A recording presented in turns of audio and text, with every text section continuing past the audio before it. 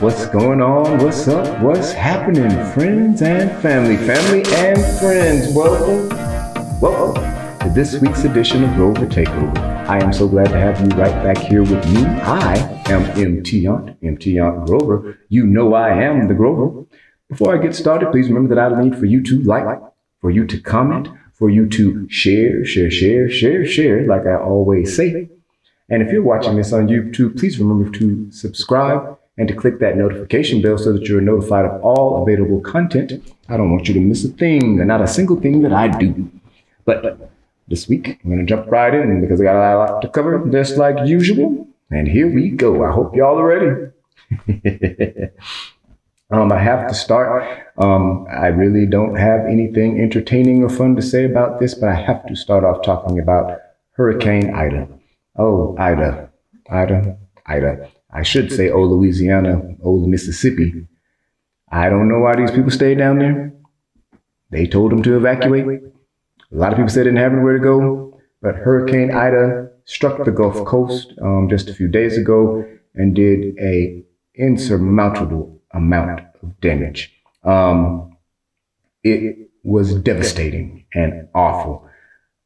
That is literally all I can say. Watching the news clips, I've watched so many news clips and heard so many different people talk about it and so many experts. And we all know that Louisiana, Mississippi, those parts, they're below sea level. So these storms are getting worse and worse. They're only going to get worse. Ida was the fifth worst storm to hit the United States ever. Now, they're saying it was not as bad as Katrina, but that is only because back when Katrina hit 16 years ago, and be clear that Ida hit 16 years to the day of Katrina, the flooding was not as bad because when Katrina hit, the federal government funneled billions of dollars into improvements on the levees that hold the water back in that part of Louisiana. So it did not flood nearly as bad, but the damage was just as bad. People had to be evacuated. People are being asked by the governor to not return anytime soon. They do not have power. They do not have running water or water that's good to drink, even for that matter. They do not know when they are going to have power. This could go on for some time. It really was overwhelming to watch and to see. There's still rescue efforts. People are being rescued from their homes. The people are being relocated. A lot of these people have no idea where they're even going. We need to move. Y'all need to get from out there. Y'all are going to die if y'all don't go. The people of Louisiana want to die, y'all. And they want y'all to know it. I don't want to make light or fun of it, but it's insane to me that these people stay there. And then so many of them like, oh, I can't wait to get home. And, oh, I'm never going to leave. And hey, when one day, some big, huge hurricane is going to fly through there and wash all of y'all away. And that's just what it's going to be. I want to move along from that because it is kind of depressing. Skirting. I need to talk about Kanye West. Kanye West finally has, after months of just build up and anticipation, and after all of these weeks of these huge listening parties and things that he's been doing, he has released the Donda album. Donda, it's out. Yeah. It has a whole lot of songs on it. Most of them sound the same.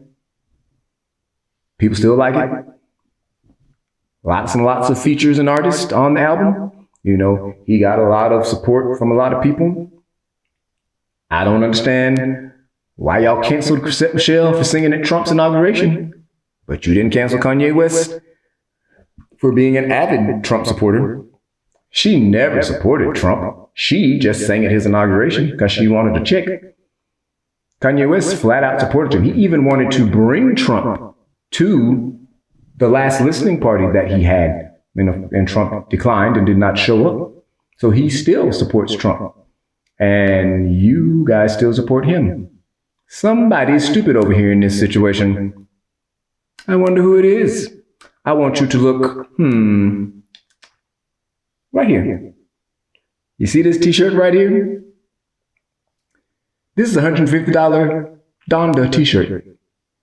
It's plain. They don't have anything on it. And some of you bought it. Some of you are wearing it. It's probably sitting there wearing it right now, looking like a fool. I'm about to skirt along from that. The album's out, but I'm going to move right along to talk about something really good that I want to talk about, and that is Candyman. Candyman, Candyman, Candyman. That's 4. Candyman, one more time. There's no mirror right here.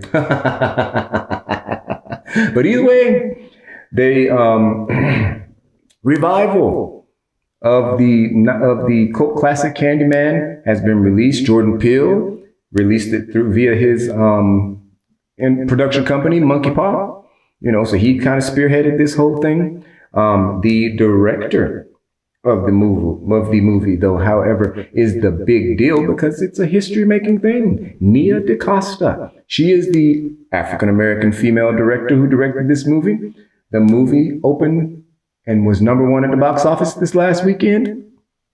Made $22 million. Right at the time when I was doing this, it was at 23.21 million, and 29 million plus worldwide. This is the very first movie ever directed by an African-American female to debut at #1. That is incredible. That's wonderful. I have not seen the movie yet, but I've heard a lot about it. I've watched a lot of people talk about it. Apparently the movie is really good. They were able to reprise some of the roles. Vanessa Estelle Williams is back. She was back in the movie once again. Tony Todd, who was Candyman in the 1992 version of the movie. He was back, had a role in the movie.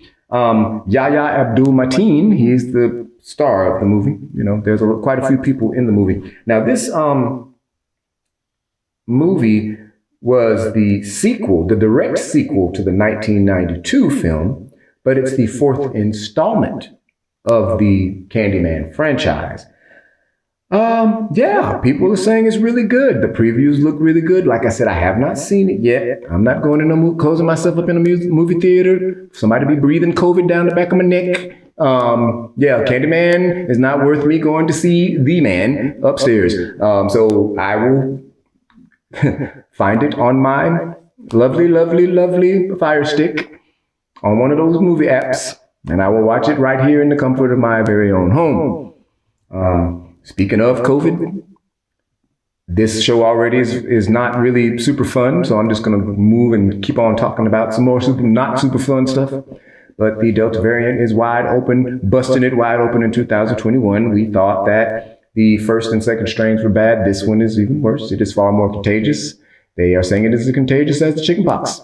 You get around somebody who breathes it on you, and you're going to have it. So many experts have discussed the viral load, and they're saying how, depending on how much of it you inhale and get inside of you, depends on how much it's going to do to you and just how bad your body may react. And it is, hospitals are full. People are dying at an astronomical rate. It is completely insane. People, please wear your masks and try and protect yourself. We can't just be oblivious to this. Like, you can't just sit around and just let this thing take hold and just wipe out all of these people. It is so devastating to watch someone that is in good health catch this horrible, horrible, horrible virus and just die from it. And that is what is happening. People are dying by the hour in huge numbers all over the United States, and particularly in certain areas where people are highly unvaccinated. This is my thing right here. I'm not here to advocate for vaccine. I don't work for Pfizer, Moderna, Johnson & Johnson, none of them. All I'm saying is this. We got vaccinated for a whole lot of things when we were children. Those of us, especially those of us that are grown up now, we got all types of vaccines, smallpox, all kind of crap, in order just to start school back in the day. And we're still here. So I just feel like, now, the vaccine does not stop you from getting COVID, but the vaccine sure could keep you from dying from it. It could keep it from killing you because it makes it so that if you do contract this virus, that it's not as bad. and doesn't ravage your body. There are people that are catching it that are not vaccinated, and they are not standing a chance. They are not lasting. Hospitals are completely overwhelmed. Hospital essential workers are completely overwhelmed. I'm tired of watching these people on these videos and on the TV crying because, yeah, they're used to seeing death, but they're not used to seeing death at this alarming rate. A lot of them, most of them, almost all of them. And so it is devastating to them, and this is going to have mental problems on them. These people are going to need therapy probably. Some probably going to have PTSD just from going to work.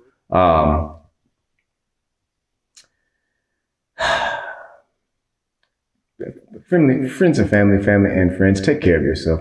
This show is not fun. I didn't come on here to laugh and have a good time with you. I did talk about a couple of things that were good, but starting with the hurricane, with the Delta variant. I didn't even talk about the fires and then the locusts getting loose in Africa. It's just too much.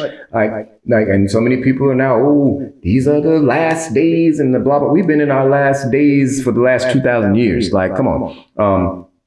And if it's over, then he's going to call it off when he calls it off. But just take care of yourselves. I don't have anything fun and happy to say. But what I do want to say is this. I wish that God's peace, His love and His favor will rest on you like no other during this time, that we are currently living in, because you may not believe in the same God as me, but I sure hope you believe in a higher power so that you have somewhere to cast all your worries and your disappointments and your fears and everything else on. I do hope that you enjoyed this episode of Grover Takeover, if for no other reason than because I gave you some information. Make sure that you remember that I need for you to like, for you to comment, for you to share, and for you to subscribe and click that notification if you're watching this on YouTube.